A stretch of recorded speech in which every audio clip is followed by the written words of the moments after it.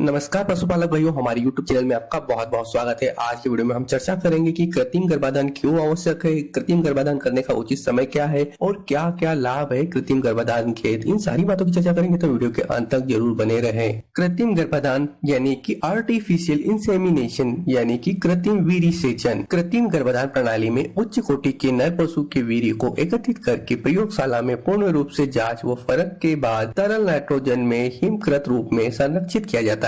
जब मादा पशु गर्मी में आती है तब उस हिमकृत वीर्य को तरल अवस्था में लाकर गर्भधारण यंत्र द्वारा मादा की जननेंद्रियों में संचित किया जाता है, जबकि प्राकृतिक तौर पर नर समागम द्वारा गर्मी में आई मादा की योनि में वीर्यसेचन करता है। अतः वास्तव में कृत्रिम गर्भधान प्रक्रिया में कुछ भी कृत्रिम नहीं होता है, केवल वीर्यसेचन का कार्य प्राकृतिक समागम की बजाय गर्भधारण यंत्र द्वारा किया जाता है। गर्भधान की यह विधि एक वैज्ञानिक तरीका है। पशुपालन व्यवसाय में कृत्रिम गर्भधान विधि ने एक बहुत क्रांतिकारी परिवर्तन किया है। इस विधि से पशुओं की नस्ल सुधार व दूध उत्पादन में तीव्र गति से वृद्धि हुई है। पशुधन के विकास हेतु अब इस विधि से अच्छी कोई अन्य तकनीक नहीं है। वास्तव में नस्ल सुधार हेतु इस अति उपयोगी वैज्ञानिक विधि का कोई विकल्प नहीं है। अब बात करेंगे कि कृत्रिम गर्भधान की क्यों आवश्यकता पड़ी। तो हमारे देश में जनसंख्या दिनों दिन बढ़ती जा रही है तथा आवासीय क्षेत्र में तेजी से बढ़ता जा रहा है। इस प्रकार पशुओं के लिए खुली चारागाह जगह लगभग समाप्त हो चुकी है। पहले पशुओं को खुले चारागाहों में चराया जाता था, इसके साथ साथ सांड भी रखे जाते थे तथा चारागाह की समस्या नहीं थी। लेकिन आज के दौर में पशुओं को लगभग खूंटे से बांधकर ही घरों में रखा जाता है, जिससे सांड को रख पाना पशुपालक के लिए एक बोझ बन गया है। कृत्रिम गर्भधान विधि का विकास होने के साथ सांड रखने की जरूरत नहीं होती है। सांड की प्रोजनी टेस्टिंग केवल कृत्रिम गर्भधान द्वारा ही संभव है, जिसे हम सांड की गुणवत्ता की जाँच कर सकते हैं। अब बात करेंगे पशुपालक भाइयों की कृत्रिम गर्भधान का उचित समय क्या है। मादा पशु में गर्मी के लक्षण शुरू होने के लगभग 12 घंटे पश्चात कृत्रिम गर्भधान कराना उचित होता है। यदि पशु में गर्मी के लक्षण सुबह दिखाई दे तो शाम को कृत्रिम गर्भधान कराया जाए, और यदि शाम को गर्मी के लक्षण दिखाई दे तो अगले दिन सुबह कृत्रिम गर्भधान कराना उचित होता है। कुछ पशुओं में 3 से 4 दिनों तक गर्मी के लक्षण दिखाई देते हैं। ऐसे पशुओं को लगातार 2 से 3 दिनों तक कृत्रिम गर्भधान कराए। ग्रीष्म काल में भैंसें गर्मी में कम आती है, इसलिए भैंसों के ब्यात का मौसम भी गर्मियों के बाद शुरू होता है। गर्मियों में भैंसों को गर्मी में लाने के लिए विशेष उपचार किया जाता है तथा कृत्रिम गर्भधान द्वारा गर्भित कराया जाता है। इस प्रकार विशेष उपचार द्वारा पशुओं को समय अनुसार गर्भित कराकर गर्मी के दिनों में दूध उत्पादन प्राप्त किया जा सकता है, जिससे पशुपालकों को काफी लाभ हो सकता है। पशुओं में गर्मी आने के लक्षण। गाय या भैंस जब भी गर्मी में आती है तो जोर जोर से रंभाने लगती है, दूसरे पशुओं के ऊपर कूदती है व दूसरे पशुओं को अपने ऊपर चढ़ने देती है। मादा पशु के खान पान में कमी आ जाती है, वह बार बार मूत्र करती है। इसके अलावा योनि का रंग लाल हो जाता है, एक लस्सेदार द्रव्य योनि से निकलने लगता है। वह मादा बार बार अपनी पूंछ को हिलाती है। यदि ऐसे समय पर गाय भैंस को सांड के पास ले जाया जाए तो वह शांत होकर खड़ी हो जाती है, वह समागम को तैयार रहता है। पशुओं में गर्मी के लक्षणों की शुरुआत ज्यादातर सुबह के समय होती है। यदि सही समय पर गर्भधान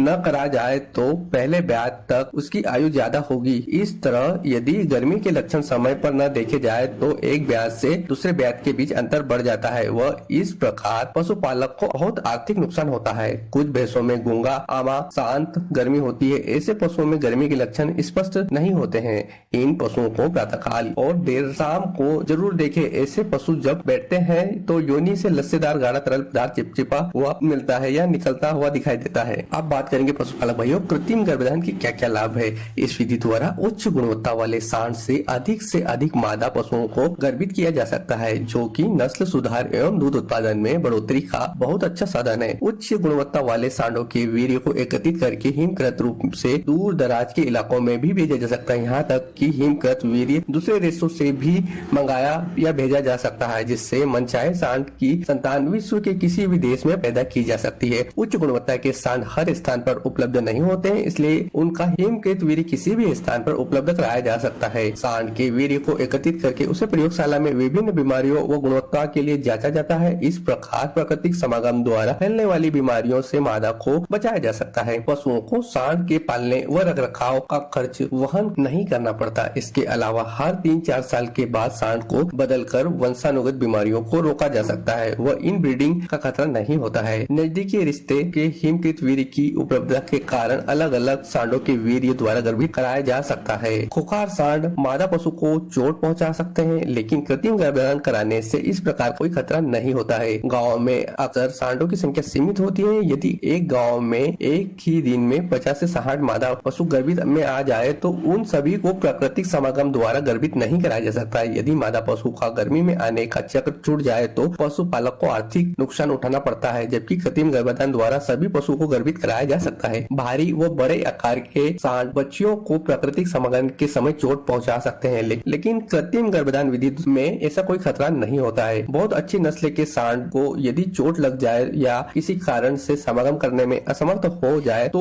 उसका वीर्य हिमकृत करके कृत्रिम गर्भाधान विधि द्वारा प्रयोग में लाया जा सकता है। कृत्रिम गर्भाधान करने से पहले पशु चिकित्सक द्वारा मादा पशु की अच्छी तरह से जांच की जाती है। कभी कभी गर्भित पशु भी गर्मी के लक्षण देने लग जाते हैं। ऐसे पशुओं को सांड के पास ले जाया जाए तो सांड समागम कर देता है, जिससे गर्भ गिर सकता है, जिससे कि पशु पालक को अनावश्यक रूप से नुकसान हो सकता है। पशु चिकित्सक मादा पशु की जांच करके समय गर्भवती की बीमारियों की अच्छी तरह से जांच भी करता है। इस प्रकार रोग दोष मादा पशु का उचित उपचार समय रहते ही किया जा सकता है।